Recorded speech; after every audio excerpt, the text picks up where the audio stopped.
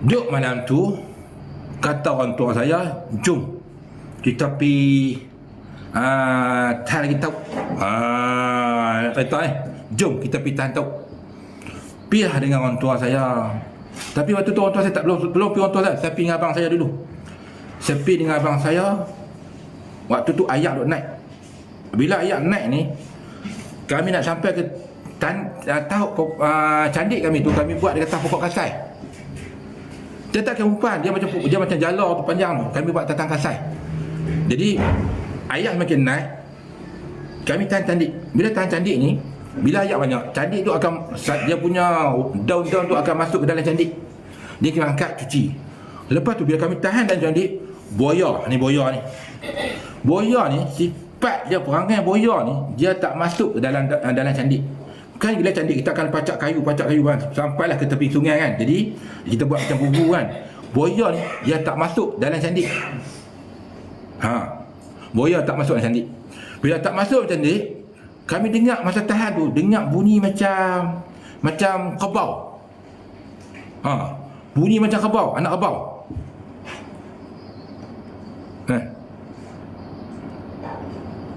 Okey, dia bunyi macam anak kebau. Ada abang nanti dah taklah. Kan?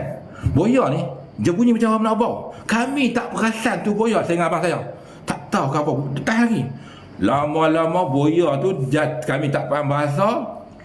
Dia bedai ekor dia atas ayak. Bila bedai atas ayak, bayangkan ayak makin naik ke candik atas, buaya tu bedai tu. Ya Allah ya Tuhan, aku tahu kata buaya tuan-tuan. Ayak dia keliling dah penuh dah, banjir dah, tak boleh lalu dah. Tuan-tuan nak buat macam mana? Tuan-tuan. Tuan-tuan macam mana? Kita ni macam duduk tengah pulau. Ayak keliling dah banjir dah naik dah. Kami duduk tengah-tengah candik tu, buaya dia pedai nak turun candik. Macam mana? Tuan-tuan rasa macam mana?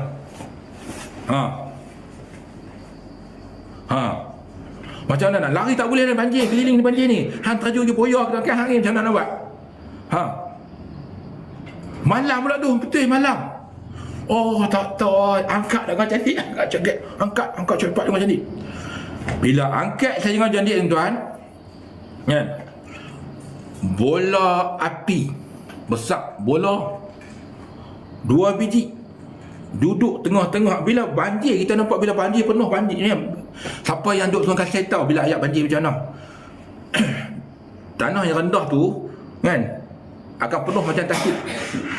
Bola api tu dia timbul tu atas ayak macam biji mata tu. Ni tu ayak. Allah. Tuan-tuan,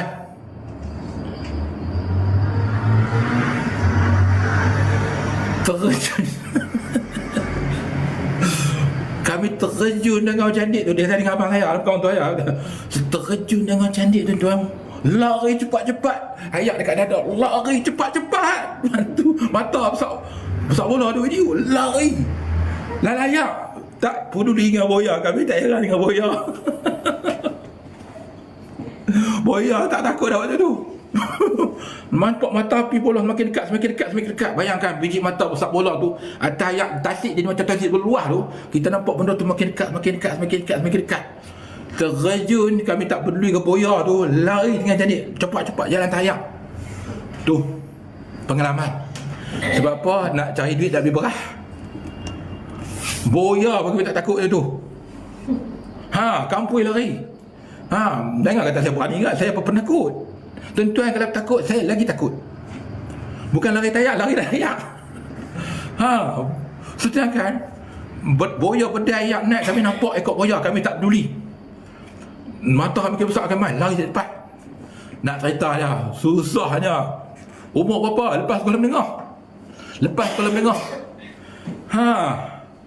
Tak cukup tanah. Apa semua banjir dah. Ayat dan naik dah pegang dada.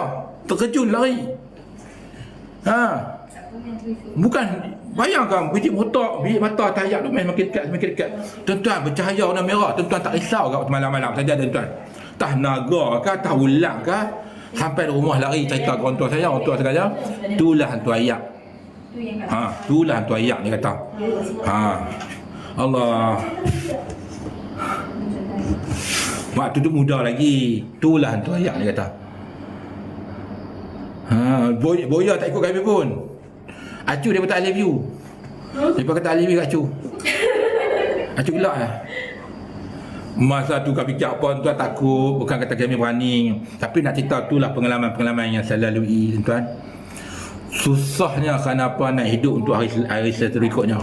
Kerana hari tu saya dapat tangkap ikan dengan tua saya. Esok saya pergi abang saya dengan candik nak dapat ikan, nak beli ikan, nak beli beras lagi tuan-tuan. Itulah pengalaman hidup saya dulu. Waktu saya susah, pengalaman-pengalaman macam ni terlalu mahal yang mana tak boleh dibeli dengan duit RM1.